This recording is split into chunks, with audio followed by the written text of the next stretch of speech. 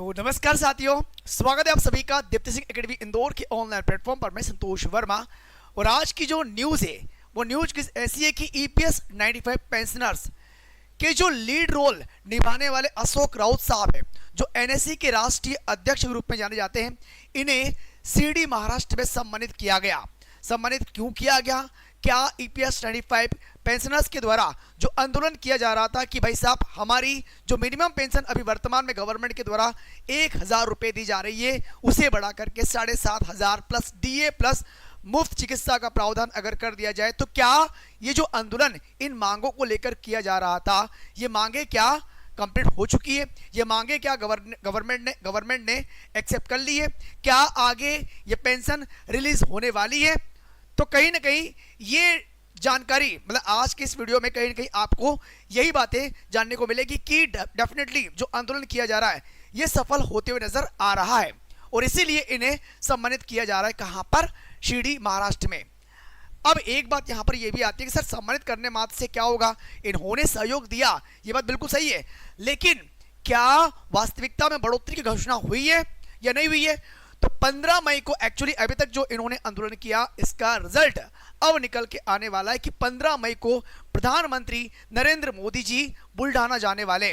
बुल्ढाना में हेडक्वार्टर है। सर किसका हेडक्वार्टर है?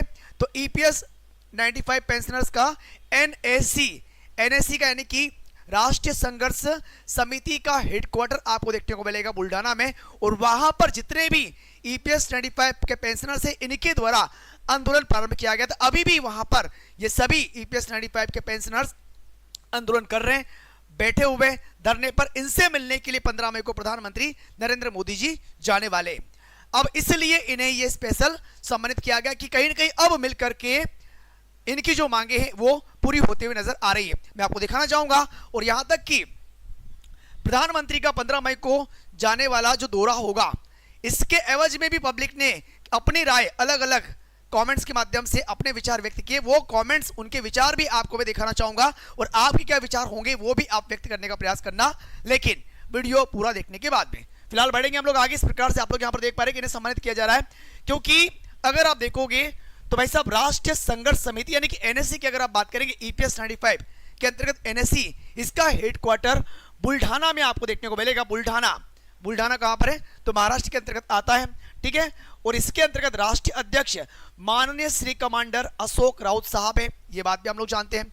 अब इन्होंने इस प्रकार अगर आप देखोगे तो वहां पर अभी भी ये पब्लिक बोलो या फिर ईपीएस 95 के पेंशनर्स जो कि लगातार पिछले 10 सालों से इस प्रकार संघर्ष करते हुए नजर आपको आएंगे। इनका ड्रेस कोड भी आप लोग देख पाओगे कि इनकी टी शर्ट पर आप लोगों को ईपीएस 95 का लोगो लिखा हुआ नजर आएगा। अगर यहां पर देखोगे तो आप देख पाओगे सारे बुजुर्ग जो कि पेंशनर्स है, जो वर्तमान में मिनिमम मात्र किसी को 500, किसी को 700, किसी को 1000, किसी को 1200 रुपए की राशि मिल रही है। लेकिन इतनी पेंशन में क्या होता है ये तो खैर आप लोग भी जानते हैं।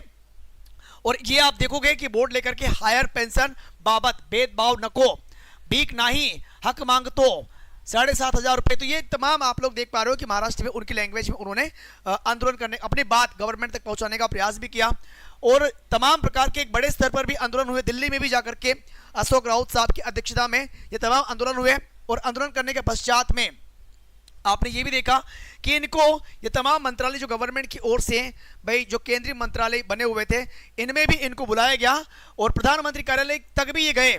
जब सारी चीजें हुई तब जाकर के ये क्लियर हुआ कि भाई साहब अब 15 मई को प्रधानमंत्री नरेंद्र मोदी जी एनएसए के हेडक्वार्टर्स में, एनएसए के हेडक्वार्टर यानी कि तमाम जो भी आंदोलनकारी वहां पर आंदोलन कर रहे हैं इनसे मिलने के लिए जा रहे, और ऐसा लगता है कि वहां पर ये घोषणा कर सकते हैं कि अब आपकी मांगे पूरी होने वाली है।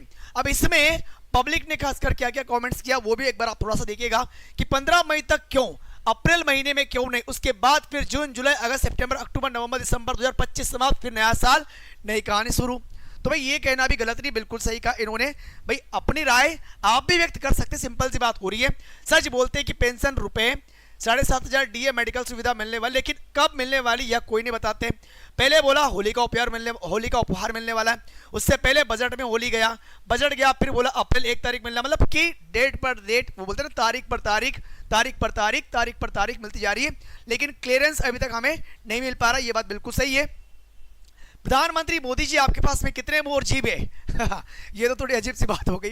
हालांकि सही भी है कि देखो अलग अलग डेट्स पर अलग अलग जब भी आप लोग मिलने गए तो वहां पर आपने कुछ और बोल दिया, इसके पहले आपने कुछ और बोल दिया, तो इनका कहना भी गलत नहीं है। आपके कितने मुंह और कितने जीभ है, हर बार आपका कुछ नया स्टेटमेंट हमें देखने को मिलता है।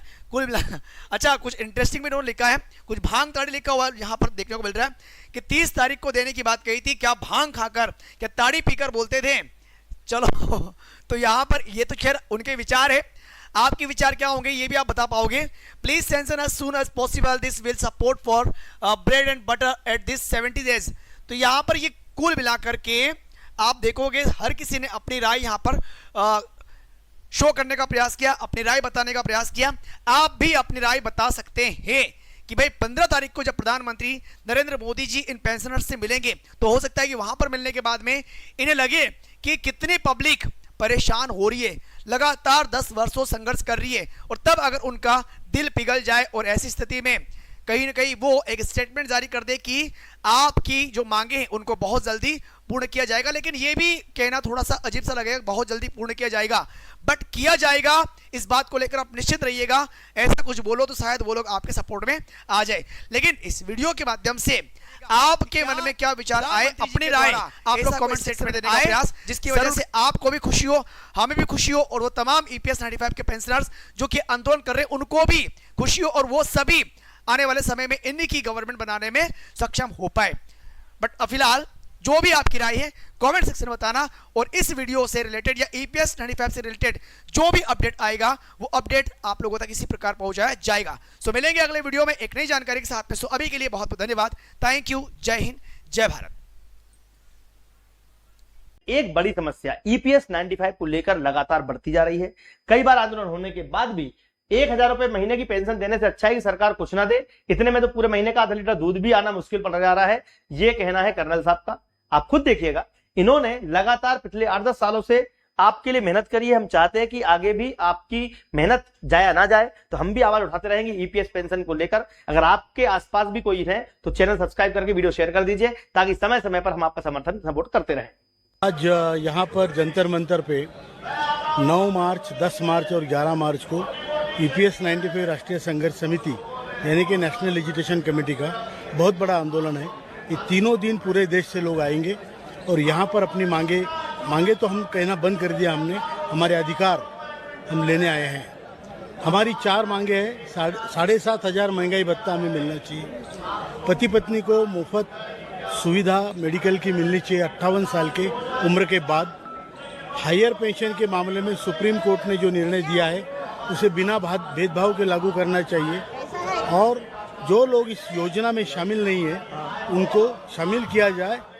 लेकिन एक बड़ी समस्या ईपीएस 95 को लेकर। हेलो डियर फ्रेंड्स, तो ईपीएफओ ने फाइनली जितने भी पेंशनर्स है खास करके उनके लिए न्यूनतम पेंशन 3,000 रुपए करने की बात को स्वीकार कर लिया। ये घोषणा भी कर दी, लेकिन घोषणा किस फॉर्म में की है मैं आप लोगों को वहां तक भी लेके जाऊंगा। लेकिन उसके पहले